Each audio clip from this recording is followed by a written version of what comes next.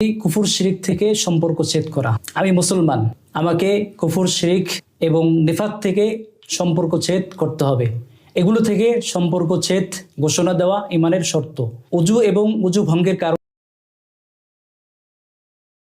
যেভাবে একসাথে হতে পারে না, ঠিক তদ্রূপ ইমান এবং ইমান ভঙ্গের কারণও একসাথে হতে পারবে না। আমি ইমান আনলাম, আবার আমি ইমান ভেঙে যায় এমন কাজও করলাম, তা তো হতে পারে না। ইমান এবং ইমান ভঙ্গের কারণ একসাথে জমা হতে পারে না।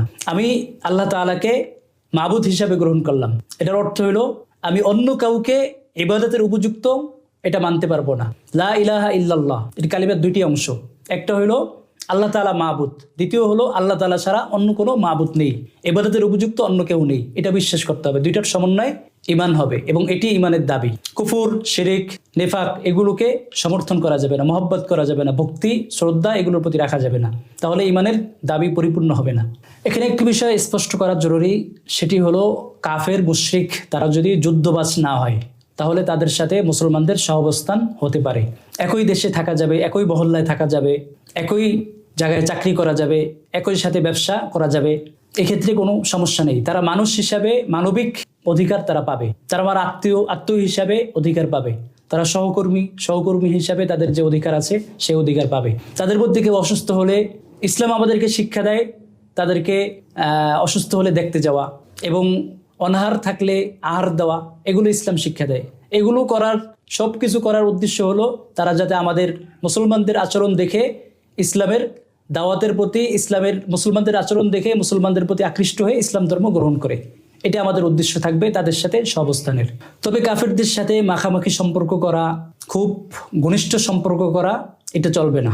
সবসময় দুই মতাদর্শের মাঝে কিছু পার্থক্য যাতে প্রকাশ পায় এটা জারি রাখতে হবে, এই পার্থক্য ঠিক রাখতে হবে, না হয় ইমান এবং কুফর একরকম হয়ে যাবে, দুটার পার্থক্য বিলীন হয়ে যাবে। ইমাম বাইহাকি রাহিমাহুল্লাহর শাহাবুল ইমান কিতাবে 8938 নং হাদিসে বর্ণিত হয়েছে, লা ইয়াকুল তাআমাকা ইল্লা তাকিয়ুন ওয়ালা তাসহাব ইল্লা মুমিন। তোমার খাবার যেন মুত্তাকি এবং ইমানদার ব্যক্তিই খায় এবং তোমার সঙ্গতা যেন মুমিনের সাথেই হয়। তো আমরা একজন কাফেরের সাথে সহাবস্থান হিসাবে সে অসুস্থ হলে তাকে খাবার দিব, অবশ্যই এর থেকে উদ্দেশ্য হবে দিনের প্রচার, দিনের সৌন্দর্য তার সামনে পেশ করে দিনের দাওয়াত দেওয়া, এর থেকে বেশি কিছু নয়। তবে কুফরের সাথে ব্যক্তির মধ্যে যদি ইসলাম সম্পর্কে বিদ্বেষ এবং ইসলাম সম্পর্কে খারাপ ধারণা, খারাপ জিনিস ছড়ানো এরকম যদি চলে আসে তাহলে তাদের সাথে ওঠা বসা সম্পর্ক কিছুই করা যাবে না।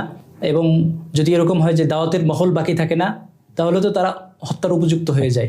এমন কাফেরদের সাথে সহাবস্থান চলবে না, এগুলো ইমানের দাবি। তাহলে এই দাবির মূল কথা হলো সর্বক্ষেত্রে কুফর, শিরিক এবং নেফাক এগুলো থেকে